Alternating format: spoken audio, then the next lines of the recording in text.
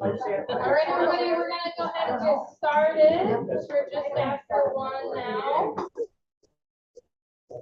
This is such a big group. This is wonderful. We don't usually have this many people, so thank you all for being here.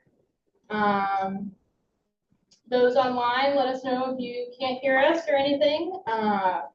I'm gonna once again say that the internet is acting up here again. No way. I keep asking about it. What's happening? So if the recording shuts off, that's why. Hopefully I'll be able to record it so we can have this online later. So if you didn't know, all of the recordings for our coffee hours, assuming that they go through correctly, are saved to our YouTube channel for the Land and Water Resources Department. So you can go back and look at old coffee hours and see old stuff that we have talked about. So without further ado, this is our August coffee hour. And we're just going to go over a little PowerPoint here about some cool stuff going on in our parks right now. Screen. I think that's how you have to say it every time. Yeah, so just let me share my screen. There we go. It's customary. All right.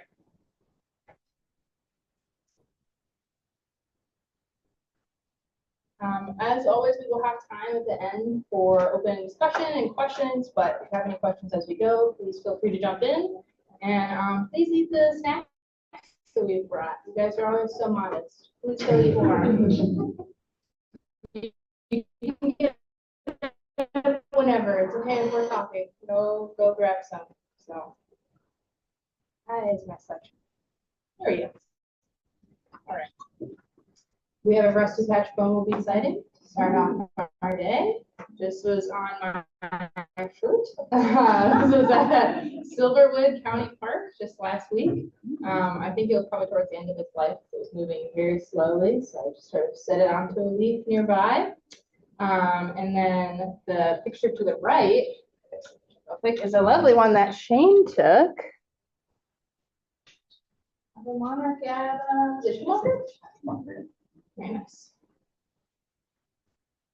Shadow is even better. She was doing yoga. As he necessarily does. All right. So real quick for our upcoming training opportunities,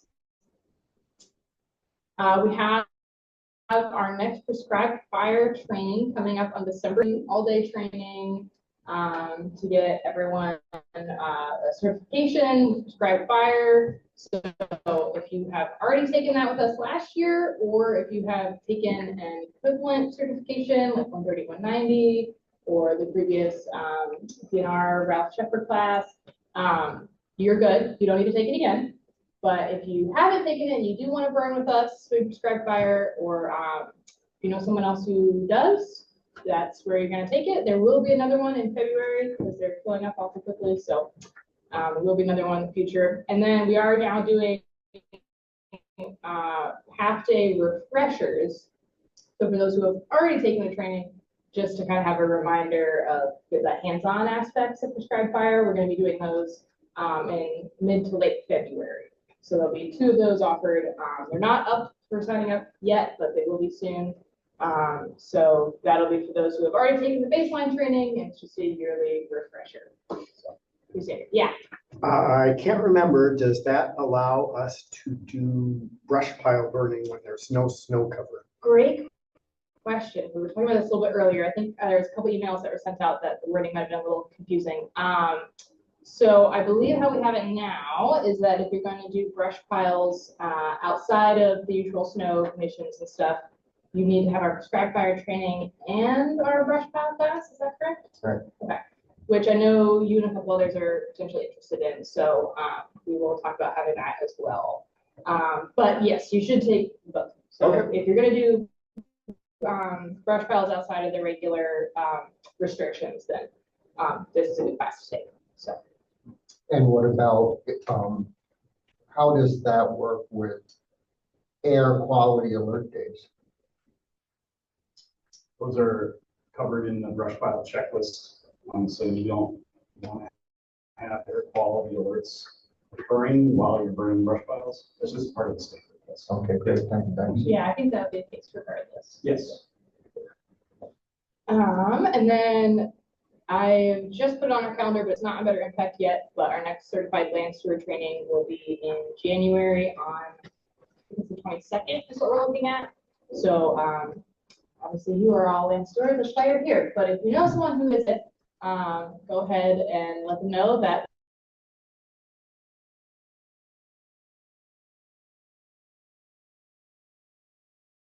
will be available for Time Appreciation Picnic, which you should have gotten emails about. It's September 9th, so if you haven't already, please RSVP to that. I think the deadline for RSVPing to be included in like the getting food is at the end of August. You can just show up, but you will have to bring your own dinner. So if you want to have the dinner, make sure RSVP. Yeah. There's never leftovers. So that's all I have for trainings and opportunities.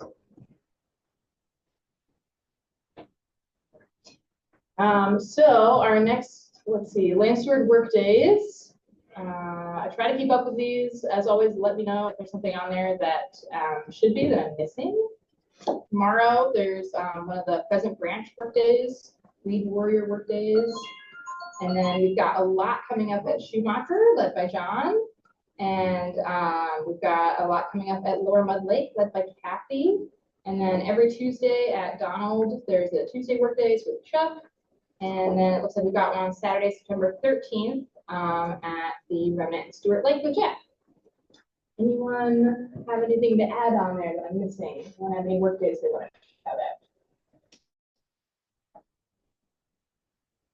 Cool. And then our Dane County Workdays led by our staff. These are pretty much all seeds now. So we are doing a lot of seed collecting.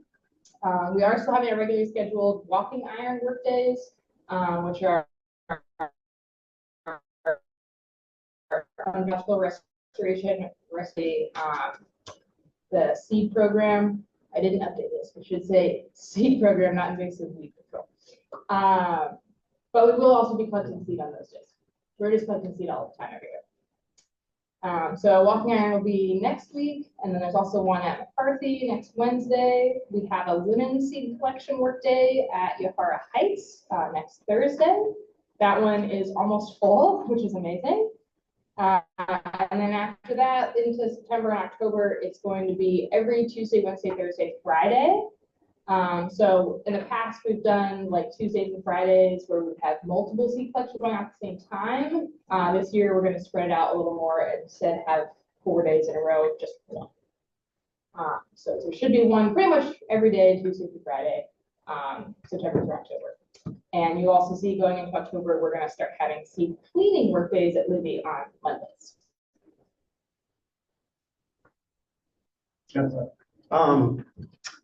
Is this a good year for seeds? I'm thinking with the rain and everything that it would be a pretty big year for seeds. Every year has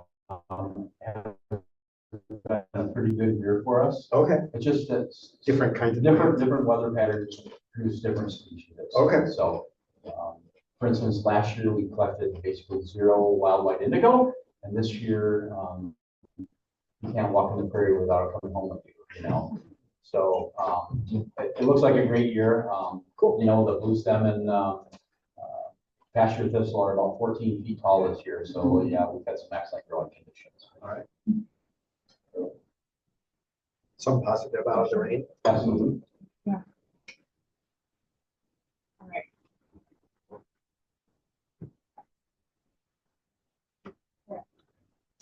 So speaking of seeds that we have collected, this is not a comprehensive list. This is just to give you an idea of some of the things that we've been going after recently.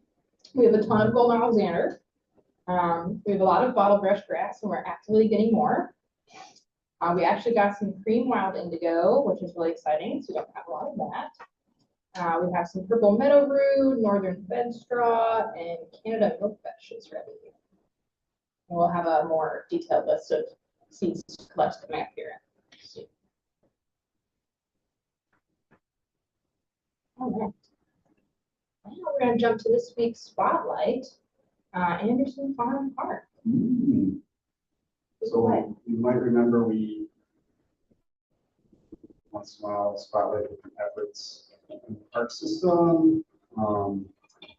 We haven't gotten to Anderson yet, but definitely should, because you guys are doing some amazing work down there. And Sue and John Foster here with us today from Anderson Park. They live right next to the park in Oregon. Maybe these folks hadn't been there. Anyone not been to Anderson Farm Park yet? Several of you haven't been there. I'll let John and Sue talk, but it's probably about 300 acres, I would say. Is that about right? Down south of Oregon, the edge of town. It's a mix of farms and woods. Has some nice agricultural partnerships with vegetable growers rooted down there. We don't work closely in those areas that are really starting to pop, thanks to the work of John and Sue and several other folks out there. They even were able to fundraise for this tractor that they have with a grapple for pushing brush into the piles. And you might have seen that we use blowers with metal tubes to put into our our brush piles to flood them with oxygen and keep them stirred up. And we got that idea from these guys. They were doing it first before us, and we were there for a work day, and we're like, oh my God, that's brilliant, awesome. So they were already doing that with those metal downspouts before us, and now we've got 20 of them in our cache because of that. So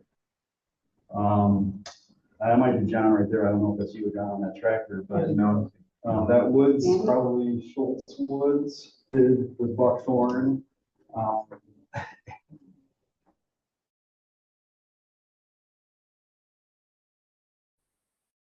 What's the saying? Buckthorn. We're really hard on buckthorn. So now it's just starting to blossom with all sorts of colors right there. They've been adding to it over the years. I don't know if you guys want to add on to any of the stuff on these slides right here. But we got several more after this. Yeah, when we first started working on the park, we could hardly see 20 yards. The buckthorn was so thick, and there's so many that were, the size.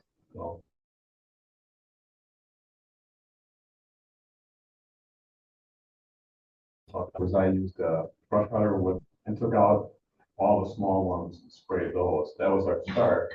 And then our next step was, after we took those down, we started taking the bigger ones down. And we finally got where we felt comfortable that we had a lot of the ones that were producing female box elders. And then after we got the female box elders, we started after the other box elders. So right now, I don't know if there's any mature buckthorn in our old Schultz woods. Of course, there's still the ones that keep coming up, the little ones here and there. We keep attacking those. So that's kind of be clear. You can now see through the woods. Some people weren't happy about that. Neighbors, they'd rather say, "Oh, you're taking down trees. You don't understand." But I think now, Lars and Jim, you've seen where the understory trees have come up, and then it's really they've taken off, like the box elders, choke cherries, dogwoods have come up in a number of those areas. And so I think some of the neighbors are a lot happier now because those smaller trees have come up and they can have a little bit more of the privacy. So they abut the park. Yeah, actually really nice amount of native shrubs, variety of shrubs too. Filling in what was taken out. You guys plant a lot of those, it's kind of neat. Yeah. And then also with the tractor, we do two things with the tractor besides, dealing with the brush piles and things like that. The county came and took down a lot of the pine trees. And so we cut those up, and we have a trailer that we attach to the tractor. We pull all the firewood down, and people pick it up within a couple of days. Sometimes we had like seven rows, 5 feet high, 20 feet long. In 3 days, it was all gone. So it's been very helpful. I mean, that's really been help having that tractor. And then we also have a water tank that we full behind too, and so when we do any brush pile burning, we have plenty of water. We use the water to, also the water tank, we plant a lot of flowers and we water those, and then Mars, the county's given us some trees, and we can use it to keep those, especially last years before this year, when it didn't rain, we had to keep watering those to keep them going. And then the final thing is that we set up a trailer to be able to chip our trails. One of the things that we have, since we're so close to town, a lot of people use those trails. And we had a lot of complaints about, you know, in the spring and fall, how muddy these trails were, they couldn't use them. And so we get the local arborists or the county will bring over chips, and then we have an actual way that we can just disperse those chips onto the trail behind our track. So it's usually, we do most of the trails in the woods, and we do it in 2 days. A lot of firewood goes off that park, and we're letting rid of it. It was planted into rows of pines and spruces back in the day when the CCC was doing that, and that was thought to be restoration work. And a lot of those pines never got thin, they've kind of grown into each other, kind of like Schumacher actually. So we're taking a lot of those down. Even that stuff goes really quick for campfire wood. And they just get loads and loads off the park, just putting out the park. And so now we're just waiting for the county to come in and take down a bunch of the other ones. This They is do the tree shears. This is kind of that area on the Westwoods. west side of the That's park, Westwoods, yeah. Westwoods, kind of a disconnected almost, 25-acre woods. We did a logging job in there, getting rid of unwanted walnuts to push it towards Savannah, oak forest, oak woodland. And this was us, that might be you in the front, Sue, John lived down there, cleaning up some of the slash, making piles, getting logs out with our dump truck. So a lot of work to go on that side of the park. But yeah, getting used to that. Yeah, next slide. Want to explain what's going on here? Sue? Where are we at, John? Oh, that's, That's in the visual sport. yes, but I think it's between we had an area that was between Union Road and the bicycle path that was just, right. So we cleared it out, obviously, and then we got rid of those brush piles, et cetera. And then we had school kids come in one day after we had to clear everything out. And we did all this seeding, broadcasting seeding, and it came up very, very nicely. I go through there twice a year and I pull out all invasives that I get into that area. And I also pull out the berry garbage in that area because I don't want the area sprayed. So that's that area. That's between the bicycle path, which is really nice for us. Runs through there and then you go to the left. That bicycle path actually dead ends down a park that has prairie planting, a very nice prairie planting, 35 acres of prairie that Sue weeds meticulously. All right, there might be one more. It's Schultz Woods in the background. That's the prairie that we planted 7 or 8 years ago in the foreground. We have a few other prairies besides the dog park down there.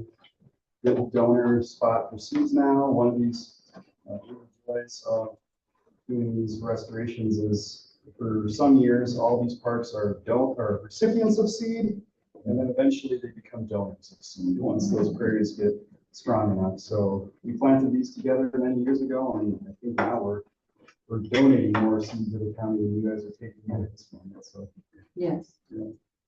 One more here. Oh, okay. You want to talk on this, Sue? Sure. I'm not sure, we may be the only park in the Dane County system that does this. You see along the left, that's a painted rock. And we have 70-some painted rocks in the forest along the trails and the short woods. And some of them are just works of art, there's no doubt about it. And we had to go through a system where we take stumps, we glue the painted rock onto a paver, We drill a hole through the paver and then we drill into the stump so people can't take them. Otherwise, they would be gone. We also are a park that has fairy doors in it for kids to discover. And most have mainly in the trees. I'm going to start having only in the trees up because this year I lost 3 or 4 fairy doors around the ground. They were simply moved and disappeared. So that was a sad thing.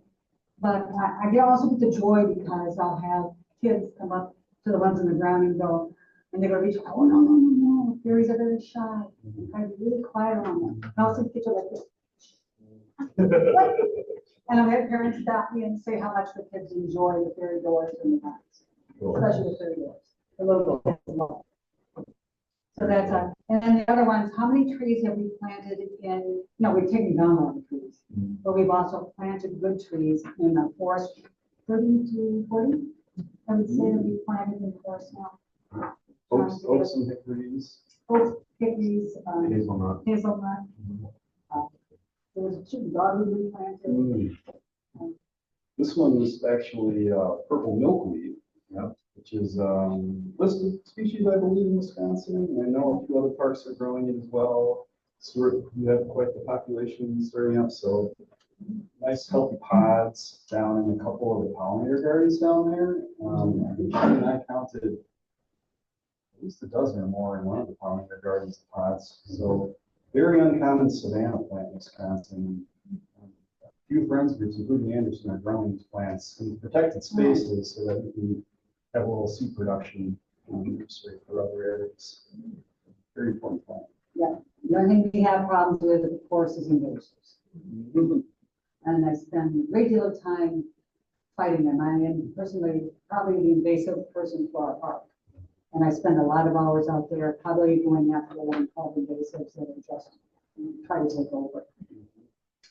Yeah, I appreciate Sue a lot because she really focuses on the summertime weeds, which is really hard to get volunteers to be interested in. I know a lot of people in this room are, but I think you'll all agree it's hard to find people that really want to do summer weed work. So Sue's out there pretty much every day. Sue, when you're not up north, you're out getting weeds, and I really appreciate that. Oh, when it's not raining. Yeah, the park is just 1,000 times cleaner than it was a handful of years ago. I might be wrong here, but I don't know how many of the other parks can say this, but as far as like Fernand's Lake,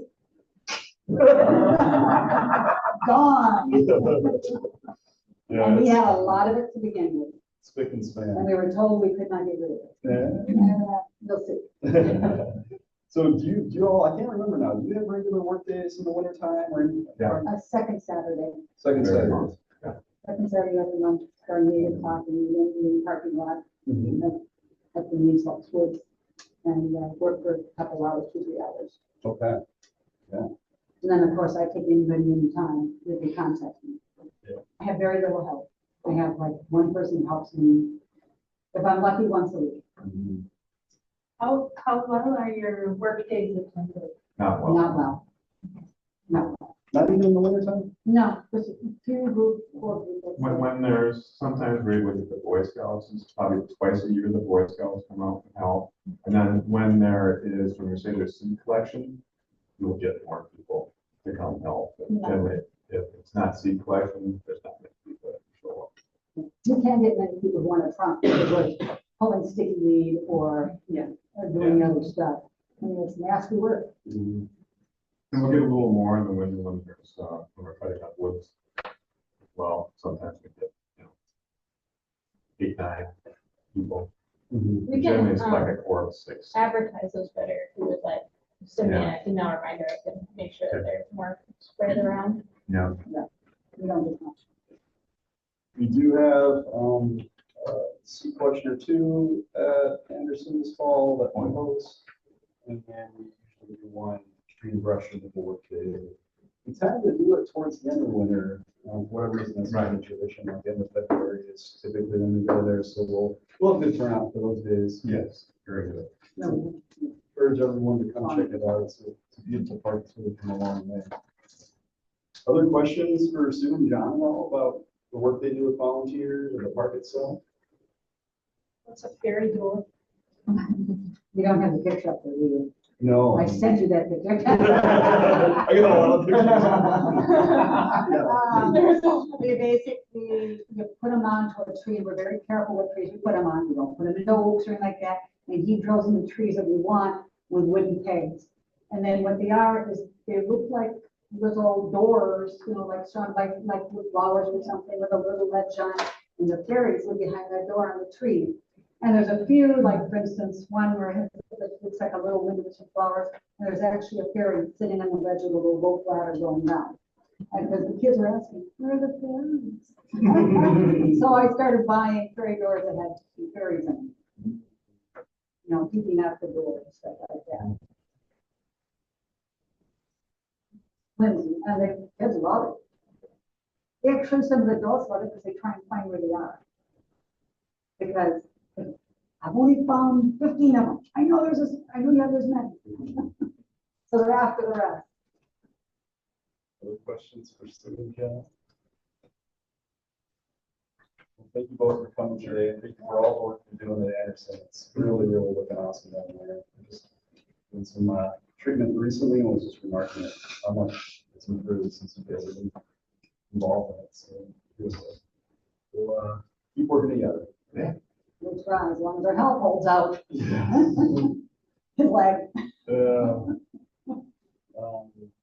Well, speaking of weeds, this tends to be the time of year where we start to have a little bit of reprieve from all of the weeds, not completely, but hedge parsley tends to be our main last species for the summer. This is about what it looks like right now. Those seeds, those gritty little seeds that'll stick you like Velcro, are going from a green to a brownish color. And that color transformation indicates when they become viable. So when they're in the green stage, they're pretty squishy, they destroy very easily when you squeeze them, they're not viable when you plant them. When they start to turn brown, that's when they harden, they mature, and that's when they become viable seeds. So if you happen to be out and about in the parks and you're seeing hedge parsley now that you didn't see before, cracks, best case is you bag it up and throw it in the garbage, or pile all the other in one spot so it germinates in one area. Sweet clover on the right, same thing, seeds are forming. Have to bag it up once you see those little beans. The flowers will turn to little beans and get hard and then they're going to buy them.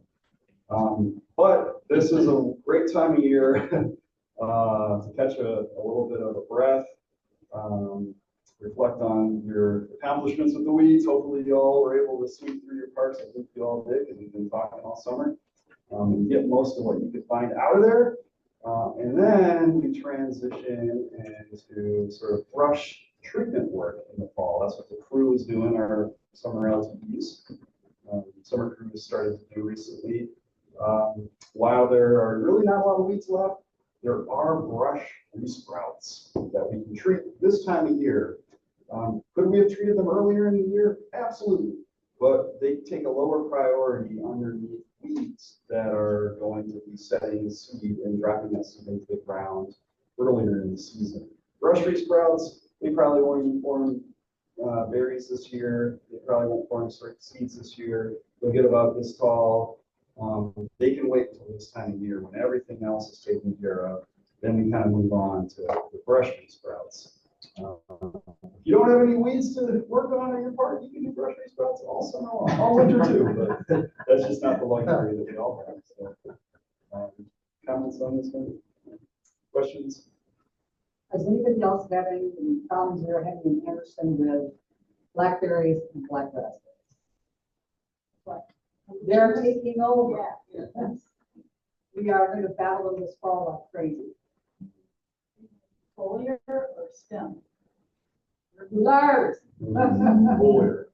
Yes. Yeah, we're gonna have to. That's too much. Yeah. A lot of these areas, when we open them up to sunlight, raspberry, blackberry, we really like that. The disturbance and all that flashlight that comes into the woods. So native, they're all native, but we tend to discourage them as much as possible because they really respond to study. Next great jam. Yes. Are you going to be talking about brush resprout tree? Yeah, that's the next Is slide. that coming up? Yeah, that's the next slide. Good. Yeah. So the recipe that we have started to use seems insanely strong. Wow. We have upped it to 6 ounces per gallon of garlic for.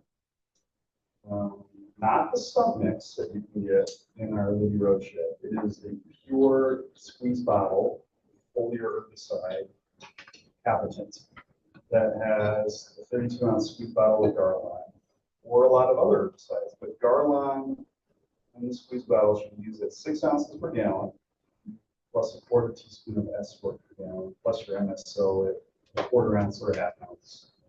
Yeah. So that's pretty dang strong. That's a really hot mix. But we've tried going lighter on the Garlon, and we'll get something that looks like it's dead, and a lot of those plants will resprout like the next year. Yeah. So that's 3 to 4. Yeah. So the new handbook has a higher rate in it. The other thing would be good is if the S-Corp would come in the quarter teaspoon bags instead of a half. Oh, yeah. Well, we have them in the half because people usually mix 2 gallons, but you could always just swing it. Yes. Yeah. We also did have a quarter teaspoon at a time.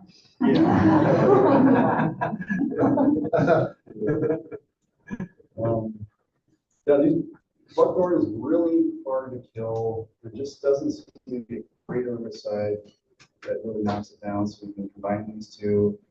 If you don't have a lot of buckthorn, you can dial it down to 4 ounces of Garlon per gallon, plus that S-Sport, plus that MSO, and go after a whole variety of other stuff. Multiflora rose, honeysuckle, bramble, everything else seems to die with that 4 ounce per gallon strength. The Garlon is resilient. This one's been killed by fire a couple times, comes back from the root, just as well killed by a dosage of herbicide and come back from the root. So it's just nasty stuff. But this is a great time of the year. When the weeds are done, to focus on the brush seedlings, the brush resprouts, and not have to think about how you're not spending time on doing something else. A lot of seeds haven't even come right yet, so there's not a lot of seed work to do quite yet. Kind of this little gap between seasons. Probably right here soon. I saw some pretty nice big plump looking ones recently in the woods. So. Well, I do what I'm doing now. I'm gonna do it next week, I think. I go in and take the plant that have a barrel and dirt and throw the plant away. What weed is that? Stick seed. Okay. It went nuts this year. Yeah. God, no, that's my place, so I don't. I'm Yeah. employing it. It works really well. You go like this and you're like, go like that with the bottom, but they come right off and into the barrel. And then you take the, or into a sack. You don't want to take a barrel with you. It works really well. That's what we do. Yeah. So is this foliar spraying? Yes. It's And are these burned areas or areas that were cut and treated and came back, or what? both, all of the above. So we do these winter work days, we go cut and treat, a lot of you come and participate in those. You know how those go. Well, every summer we come back to those areas and we will foliar treat areas because there's always herbicide failure, there's always stumps that get missed, there's seedlings that are coming into the soil. And so we grid those out and we spray as much as possible foliar this time of year. All this stuff. And you have this mix for us? You have to mix it. We have. Yes, If you this get is the the garlic. recipe, and if you grab these products at Libby, this is the mix of this. They're not pre-mix. And would that be like a backpack sprayer, or could you just? Either way. Yeah. Yep. Per gallon, that's what you would mix together. So it's a little stronger than the handbook says at this point for the buckthorn. Hand sprayers work for it. It's just that we have the mix set up in gallons, so you'd have to do the conversion. Yeah. Works fine. I have a question. Yeah. So this is a foliar mix and I've used this for spraying buckthorn and other woody vegetation. Works great. We talked about, though, this plant's a good example. Mine's even worse. So you saw that when you were out. We have a lot of regrowth coming up around these cut stems. Should I be using this in a cut stem treatment? Or how would you just, can you just talk about, we're not gonna foliar spray in the remnant, as you know. Yeah. So cutting all these stems, then what? Use a stump herbicide for that. That's a cut stump treatment. We have, but then we get all the regrowth. Well, then you're likely not treating all the stumps. It's more than you think. I think sometimes new volunteers get a little nervous and they might not be putting on And probably I as much as you tell I them to. bear some responsibility for that. I thought we were playing just doing fine, but we're getting a lot of regrowth. Yeah. So now we gotta come back and deal with all the Yes. and it's not fun. I heard another land steward say that at 1/4 of an inch, which is still a pretty good size stump, you can't get enough treatment, the cut stump treatment on to really effectively kill that plant because it's such a minute area. Is that accurate, or is that your experience? When you use the basil bark / stump treatment that we provide, which is 20% garland, the bark oil, the other 80%, that's the ready-to-use stuff. That will penetrate in through the bark as well, not just the top cut surface. Okay. So if you were to take your buckthorn blaster, which I know you guys use on the remnant, and give it a real good squeeze, right? So you're getting that whole cut surface saturated, and then it kind of dribbles down the side of that stem as well. That'll help to get more volume of product in. What we think we're seeing with these buckthorn blasters is people are being a little too delicate and ginger, and they're just kind of stamping the top. Yeah. And it maybe barely even turns blue. It feels like you hit it, but really that's just not enough molecules of chemical going into that plant. It really needs to be stamped hard, so like even a little drizzle down the side would be great. If it's not enough liquid, the capillary action of the plant won't pull it in. So it has to be enough liquid to be pulled down to over to kill it.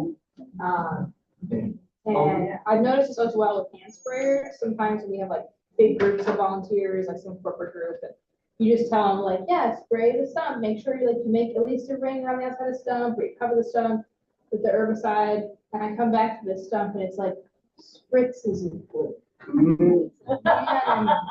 I want it to be solid. And people don't always get that because they're just think like, oh, it's chemical. I'm being really careful. It's like you really want to soak it. When you basil treat too, if you don't make a complete ring around that tree and you leave one sliver of that plant untreated, they will resprout off that plant. Yeah. So you have to be very thorough, and I'm just guessing by listening to this talk here that on that small surface you're just dabbing,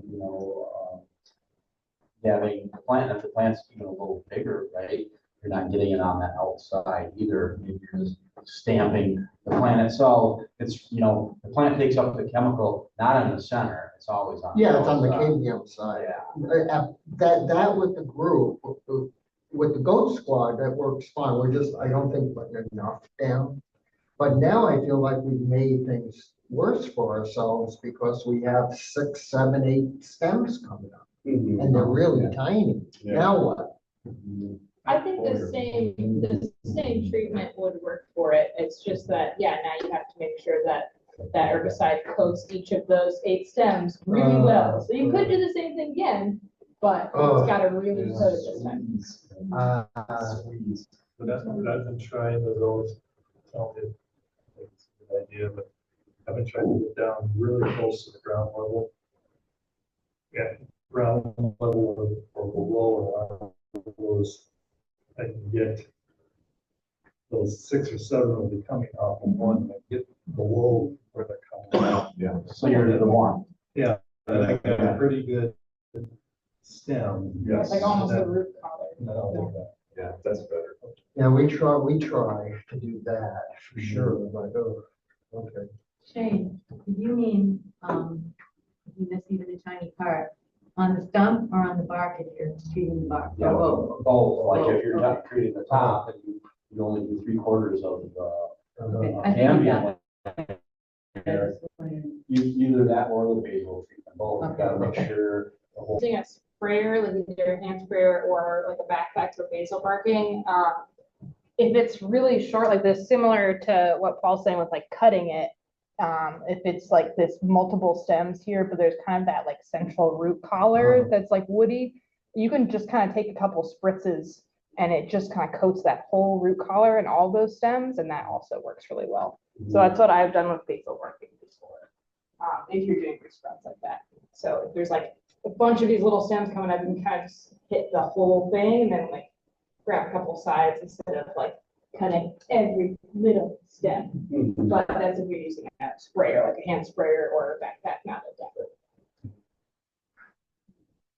Other questions? Well, I ordered 4 of the 25-inch stick applicators from TPE. We haven't used them yet, but we will here soon. And has anyone used those? Any advice? And we use them, we've used them at Dunn Park, and then we actually sort of switched to buckthorn monsters. We're gonna use both. Yeah. I'd say careful on that, little turn key. You need to open it up enough at the beginning to get your herbicide out, but then close it up some, otherwise you have to adjust the flow carefully, I found. That's good to know. I Yeah. can get advice from you. People like it because you don't have to bend over as much, but I don't. Yeah, I have a mixed demographic of people, especially on the Yeah. work days, so I'm very cognizant of that, on who does what. And that is very helpful for the group. One other quick question on this, because this is a big time of year to get at this. So I'm looking for advice on when we have school groups, youth that come out, and you guys have that. I mean, seed collection, brush, I mean, there's tasks, but if they don't want to use chemical, but we really need to cut this regrowth, which is just insane. Any suggestions to it? Treat it later, but are you gonna find a little tiny Yeah, stuff? yeah. Probably not, so, Probably not the right task. yeah. Yeah, Yeah. I wouldn't set them to brush cutting unless you're willing to fully. No, I know. Also, I will say, if they're under 18, it's not whether or not they want to. No, They cannot. this group's over 18. Okay. Can't you have one person cut and one person treat? We do that with one, I'm talking about youth groups. So we have that aspect too, if they're under 18, but then we might have a Boy Scout group and they're 16 to whatever. So Shane's right, it's not the right task, but then what tasks? Seeds, Staff collecting. seeds is a great task for youth. It's stacking. Yeah. After it's Collecting been the cut whole and thing, let yeah. fly. Make it nice. It's probably, yeah, pull it through brush piles. Oh, after it's been cut Yeah, and treated. right, Yeah. yeah. After it's been cut There's and that. treated, that's the operative word here is treated. Okay, thanks, I'll figure it out. All right. Dun, dun, dun. Some of you have already heard about this. Jack reminded me to put this on here. This has come up a couple times this week. Japanese stiltgrass, new invasive just drought. This is coming up from farther south. It is already extremely prevalent in southeast United States. I went to school in Southern Illinois, and this was everywhere. And it was probably their worst invasive in woodlands. So we do not want it here. It's very hard to get rid of. It has been seen in La Crosse and Beloit, and then supposedly other sightings possibly in Walworth County. So it's coming. If you see something that looks like this, become familiar with what it looks like. Let us know. We want to identify if we see it. It'd be great to keep it out of our parks before it becomes a problem. Microcegium limonium. Got a bunch of other common names, but usually you'll see it just called stiltgrass. And it's an annual, which is a little odd for a grass of this kind. And you can use grass herbicide on it. Some places said that. Others have recommended milestone working better, which is really weird. It's not a grass herbicide, but supposedly. And then, of course, you can always use glyphosate. That works on everything, but obviously it depends what you have around it. I saw reports of some people using clethodim, which is a grass herbicide, but that's not always as aggressive an herbicide. It can be sort of something that knocks stuff back and doesn't always kill it. So I think there's been mixed results with using that as a treatment tool. You can pull it up if there's like individuals, but once you get huge mats like this, you're just breaking off roots all over. It's probably not going to work very well. So just so people are aware, there's a link here that I will put in my after email about this that you all can go to if you want to learn more about it. It's on the national list of invasive species. DNR has put out recent updates about it. So. Does it make seeds or spread by roots or? It does make seed. It has to spread by roots because it's so clonal, I assume. But I was really surprised to learn that it's annual because of the way that it behaves.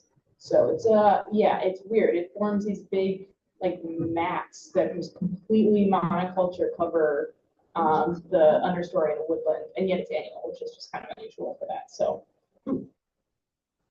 Do you think you're seeing it? No, it doesn't.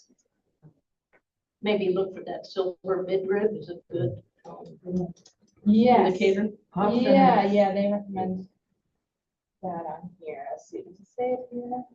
Yeah, silvery off center midrib. And I'm sure you want to know about it. Yeah. Yes.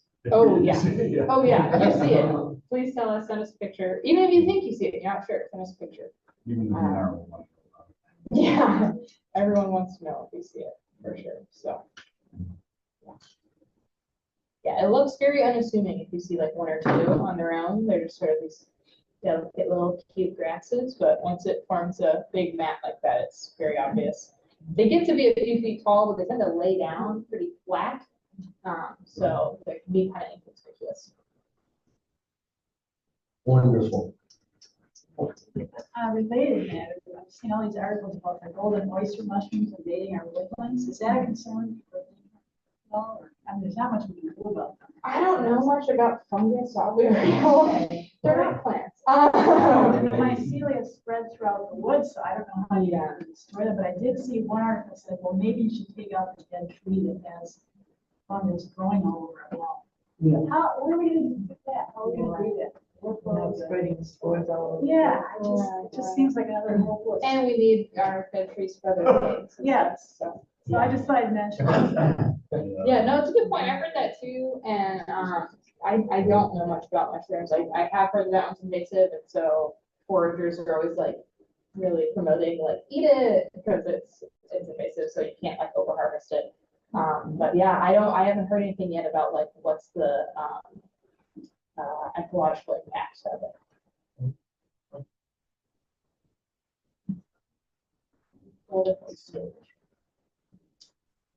Any other questions on stiltgrass or other invasives?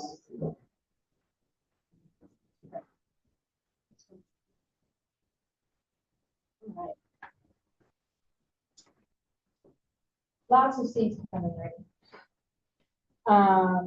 A lot of these, some of these I put question marks on, so I haven't actually gone and seen them or heard reports that they're ready. They just were ready this time last year, but keep in mind that we are trying to get pretty much every native that we can. We're always looking for seeds. For our work days, we're getting the largest populations, right? We're trying to pick seeds that are really convenient for large groups to go get. And then our staff are spending our time outside of our work days going and getting some of the harder to find species and little ones and stuff. But if you have something cool in the park that you're working in, or you think, hey, I have a lot of this thing and no one's coming to collect it, let us know. We'll come get it, or you can collect it and bring us some. So just keep an eye out for whatever natives are around. If you have something, you don't have a lot of it, maybe you want to just collect it and then just spread it in the park where you already are. You're just encouraging it to spread around. But so yeah, keep in mind things that are ready. I'm not going to read off this whole list. And just because they're ready last year doesn't mean they're ready now. Like it says ready Yes. soon. I was in Brad Schumacher the other day in New Jersey. He is still very green yet. So there's time on multiple of these species. And yet it's ready at once. What was There you go. Yeah, you got some? If you've got a lot and you want to share, go ahead. What else do you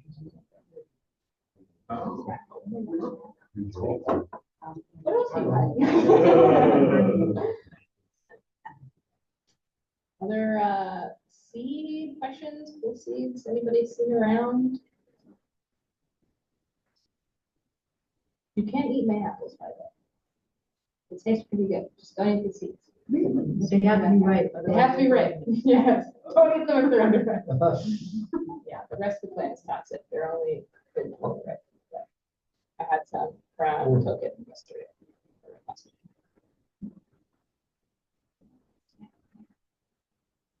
Okay.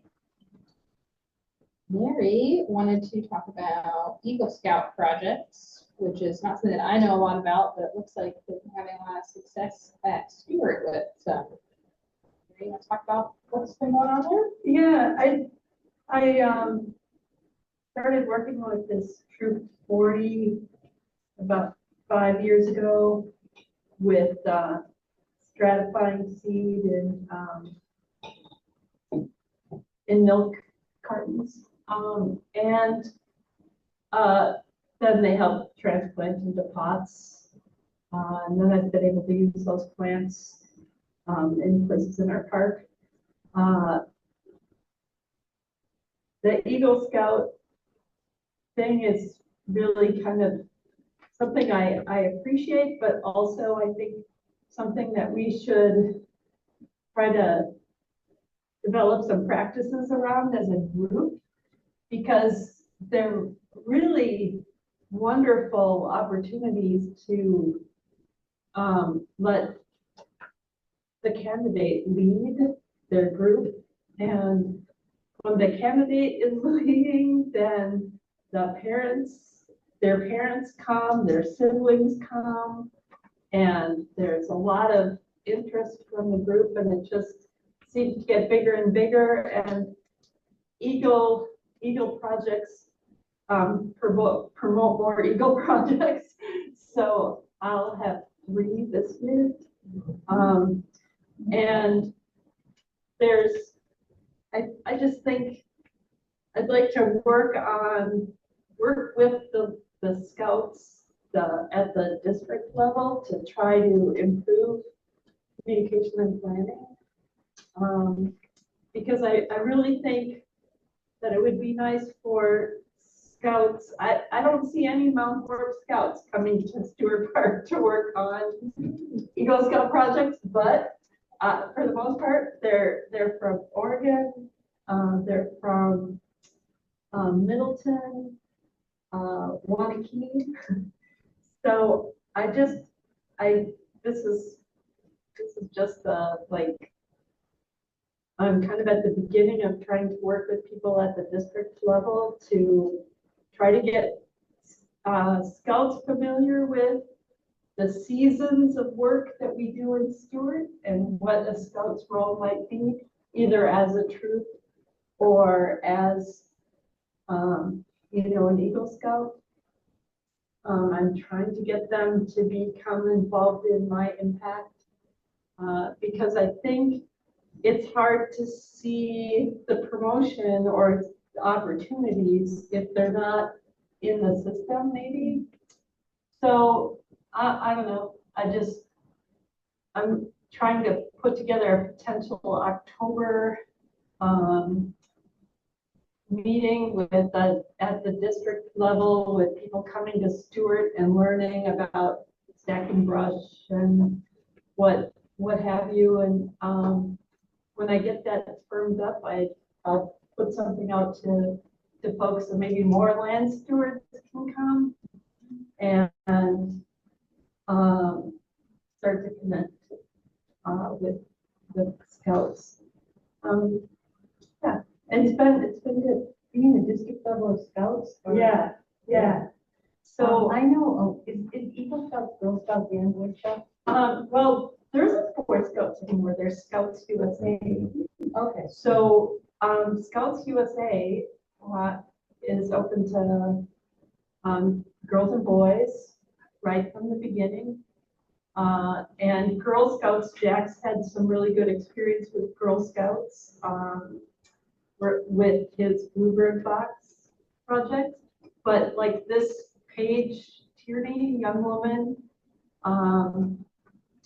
she's in a troop, a Scouts USA troop that formerly would have been called Boy Scouts. But most of the people in her Scout troop, Troop 40, are girls. And there's a Troop 140 that worked with these guys, these gals. And now they want to get more Eagle projects going at Steward, but it's girls and boys. It's an opportunity. They meet several times, a couple times in a month. So these are people that can help you with stratifying. These are people that can hold a meeting in your park and help you stack or whatever. But Okay, the reason I asked is Jan and I know a woman, Allie, who's been coming to the land surveys that we do for the city out at Cherokee Marsh. And she works with the Girl Scouts and she arranges events for them. And she's trying to reach our Boy Scouts or Scouts. Now I can't, do you remember? I think she's Girl Scouts. Okay. Is there a separate entity called Girl yes, Scouts? yeah, there is. But maybe we could put you in touch with her because she goes all over the state arranging events and stuff. So I don't know if that's something you'd be interested in or not. Yeah, I think that's great. I've just happened to be more involved with Scouts USA, but Jack definitely has been involved with Girl Scouts and the local Girl Scout group. I know the Scouts USA troop meets at Steward on Sunday nights, because if I'm down at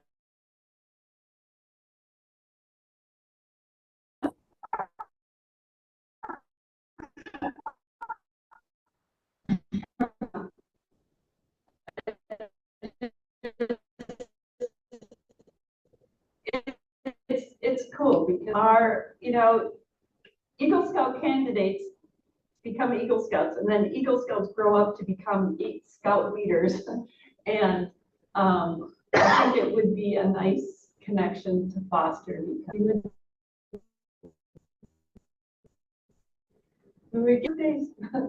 So the challenge we've had with Eagle Scouts is, and to the Eagle Scout project, you have to, be in charge and have people helping you and do a project, and they all want to build things. And getting them interested in restoration been a really hard sell. So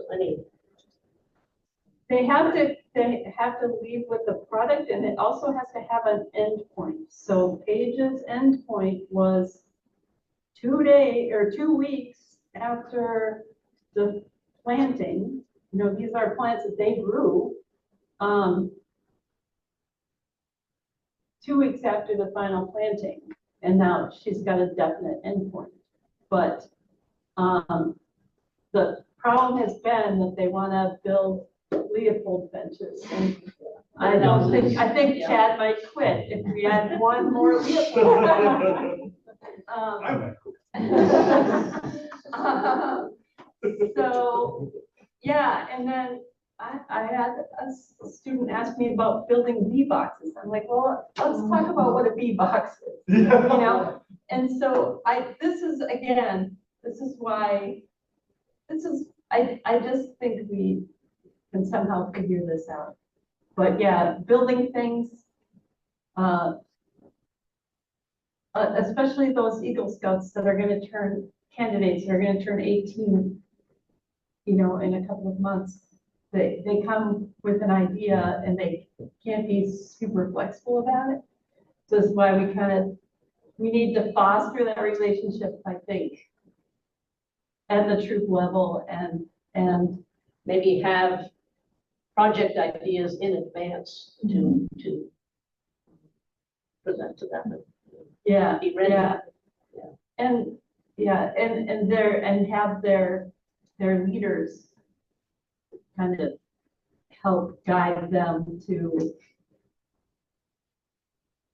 the right connection based on the gifts that they've shown, the talents that they've shown through all the other years of Scouts.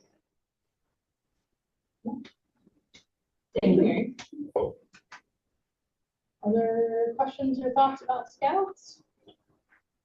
Yes, Glenn here. I've, in the Madison Parks, used a scouting troop for their, I believe it was conservation badge. And so we were able to get about 20 people out one morning to take down buckthorn and make brush piles and so forth. So it's not quite as long-term, not quite as impactful as an Eagle Scout project, but another way to involve the Scouts. Yeah, that's great. I will add one thing. We did have one scout, and he's in the middle of the project, or I'm not sure. He is removing burning bush from the West Woods. He's got a certain set area, and they've got goals to remove the burning bush from there. And he was asking, what are they going to do with the carcasses and stuff like that? So we sit out with them and everything else. Feels like it. So going back, with what I asked before, so Glenn, you mentioned too, removing buckthorn. So are you cutting and then treating and then putting up? It gets back to the treatment piece question. A lot of the buckthorn I do using a technique called high cutting. I cut them off at a convenient arm's height or so it's less dangerous. They don't fall on top of me so much if I'm cutting lower, and the kids can cut them out high as well. We take off the bulk of the material at that time. Then I come back later, it might even be 2 years later, and then I cut lower. The resprouts usually resprout up where the cut was, so I've got a clear 2 feet or 3 feet that I can get into and cut. Now, there is somebody out there that says that when you do a high cut, it kills off 15% of the buckthorn, even without using herbicide. I've had more like a 10% on that. The downside, obviously, is that you don't get back and take care of it. And I have acres of buckthorn that are in that situation, and we're hoping that I'll get back to them before they go to seed. Oh, that's excellent. But if you have a focused, targeted area, that might work great. Yeah, exactly.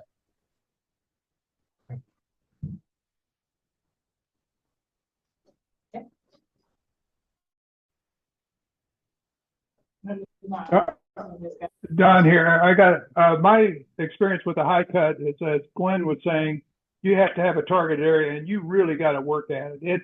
It's not, the high cut doesn't take much. You got to just keep cutting and cutting and cutting. So it's no herbicide, yeah, but it takes a lot more hours of labor, and you really got to do a lot of repeat cuts. I don't know what the exact percentage was, but a couple of high cuts a year isn't going to get it. This is my experience. Talking about one high cut and then coming back later and doing a low cut. Yeah, that won't do it. Yeah, I think If you spray the low cut, it will. if you spray it, yeah. And then you spray it. Right. Yeah. Oh yeah, then you spray it. Yeah, that's the effective end. But there's also people who are studying it currently where it's just cutting and they come back and they cut like 3 times. Oh, And then really? they Oh, that's a defoliate lot of in repeat. between and Oh, no. it might technically work, but you better have like 10 plants or something. Where for the non-herbicide guys, it would be a lot of hours to have it be effective. I would not promote that. No. Again, if you Wanna- have very you wanna few plants lose in your yard or volunteers? That's a something, good way to that's do it. for a large area, Yes. even if that's so. Cool.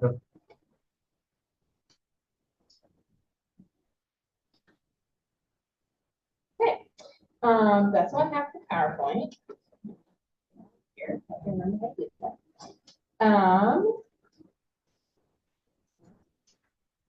We're running over an hour. Well, we have lots of things we can still talk about. All right, now you guys can see each other over there. So, questions, comments, concerns?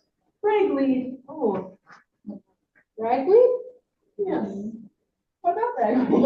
I thought last year at the end of August, you said you can cut it and leave it. But we need to cut it and bag it. Right now, it's flowering. So if you cut it, it doesn't have any ripe seeds. When it hits the ground, it'll go all the way.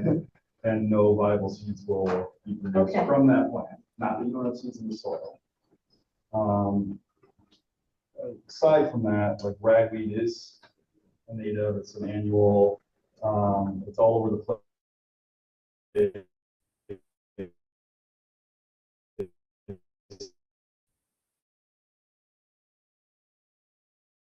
This plant because it makes us sneeze. And so we do have select areas where when they mow it and dog parks, high traffic areas, like we try to keep it down for that reason, not for really biological reasons. Most of the time, I would say. Okay. There's a couple places where we have, because it's been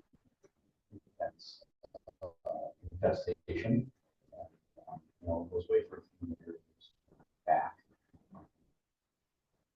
Walking iron and cartilage because cartilage actually has very little now after.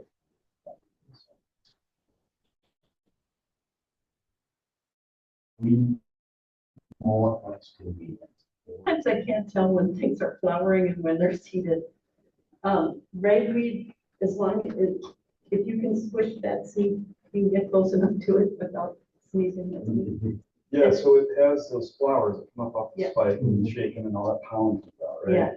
Well, at the base of those flowers, it'll form pretty big seeds. Okay. They're like giant okay. regular we're talking about. Yeah. Form pretty big seeds at the base of that flower spike. Where the Okay. female flowers are, and I don't think they're close to being developed these days. They're just Okay. growing, throwing pollen out, as far as I know. Okay. So you'll see, there's like a little, not like a capsule, but like, a little folded area where the seeds are held. And it's just like every other plant. Like you squish it and it turns to water, milky, it's not firm in there. That's not going to be a viable seed. But once you start getting that doughy, firm kind of texture, when you squeeze it, then you get into that viable stage. I mean, not awesome, but.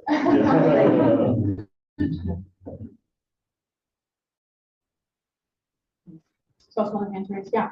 I just had something to share. I don't know if you saw the Capital Times this week, but there was a nice article reporting next level of boss, the county Lakes watershed part that she oversees, which Parks is a part of. And it was useful to me to read the article because she talked about what their focus is for Dane County Parks. which I do think we've been pretty clear on for us as land stewards. We really have a habitat restoration focus in a lot of our parks, trying to support the native habitats that were here. And she echoed that in the article, which I like to be mission focused. And it's nice to hear that the people at the top share the same mission we have lower down and on the ground, because that's where we work. So she said, we're a nature-based system. And recreation is sort of layered in and under that. So really the focus is conservation in nature. That's kind of what we've done at Donald Park, Lars's leadership and others. And I just think it's important to keep your eye on what is our mission. We are trying to give people a good time outdoors, a pleasant experience, a learning experience, all these other opportunities. But I do think that overarching concept is really helpful to me as a land steward. I was glad to see it in the local papers. Let's see that article on this lesson. Oh, I can't help. Yeah.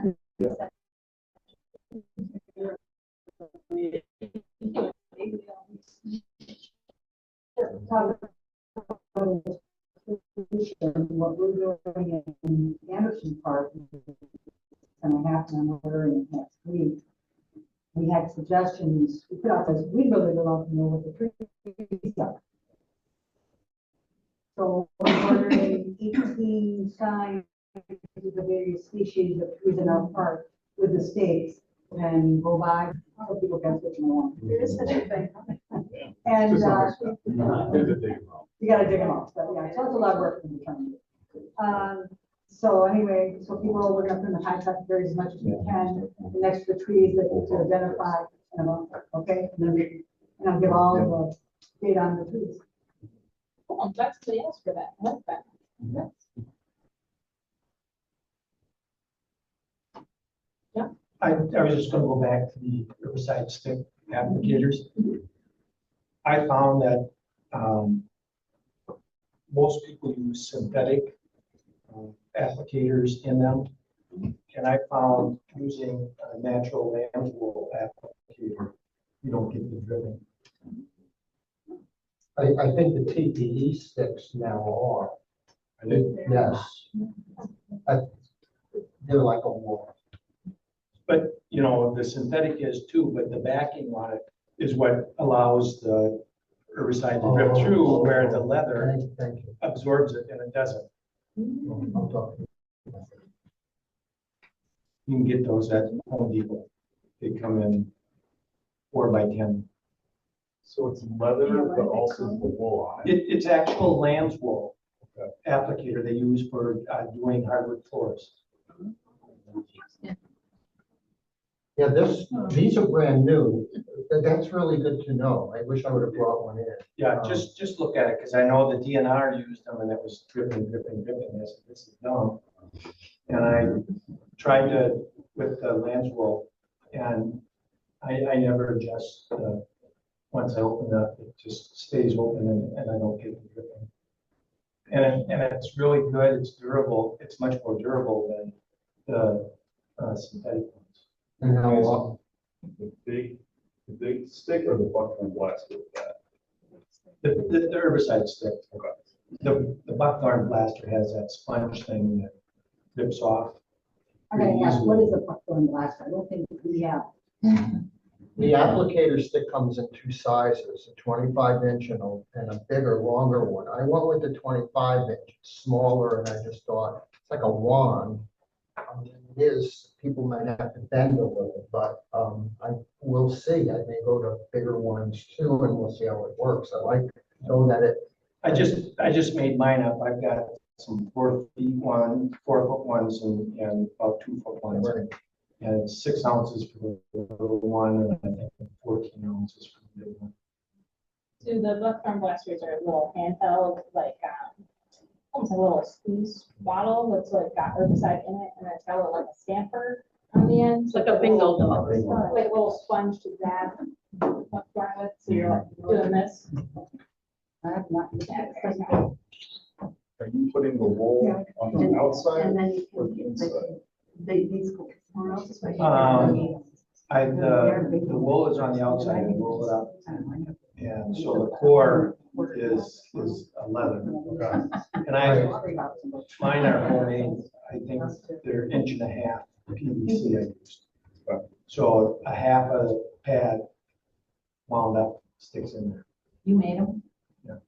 John, do you feel like those put out enough herbicide when like it drips out correctly onto the plant? Yeah. Plenty. And it's great for basil barking, aspens, 3 times around. You break it off and come back a week later and it's around, and the next year they're getting new sprouts. So. And they're, with TPE, they're really affordable. I was amazed. They're like $30 or 20 something plus tax, and wow. For how many? One. Feel that affordable to me? Well, I was expecting 50 plus, and when you get it, it's really well made. Just remember with your project out there and those hockey pucks that they are very, very, very, very, very messy. Which ones? The snakes. The dollars. It's very messy. DNR. That's why he's telling you that the ships will, otherwise they drift and drift and drift. Yeah, I want it absolutely. I don't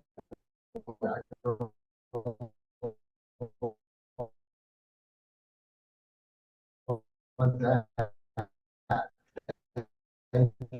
Yeah. DNR, the heads above the valve, after the head drip on it. So, and the part that you're touching, clean by doing that. Just close the valve, unscrew the tip, and then the stick is get messy. Yeah, extra, gotta go through some extra processes to, It's about $10. Sure. They're Say, Jackie, if you go to Home Depot, you can get those little plugs. So when you take the with that wick on, but you go to home so that you're not going around with any herbicide that might be dripping on anything else. The other thing that I do is I get these oil absorbent pad things, and I give one to every person who might be using one of the herbicide sticks. So I tell them, if you have to lay that stick down, pad, not on the ground.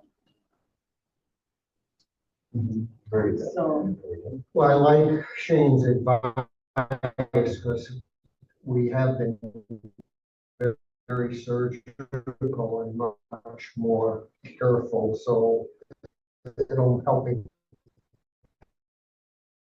think about our next maybe further from there. So, and I really, I'll be in touch with you. the one, I just got a whole stick of 1 inch, I guess, and it's probably 5 feet long. I guess if I'm not using it, I just tip it up against a tree with that tip up. Yeah, it's an interesting group because, like I said, it's a mixed demographic, and part of that, most of them are young, but some are older and are complaining about their backs and having to bend down and use the dabber. So I'm just trying to balance it and make it a good experience for everybody. So, and willing to try new things, but carefully with everyone's advice. Thank you. Any other topics?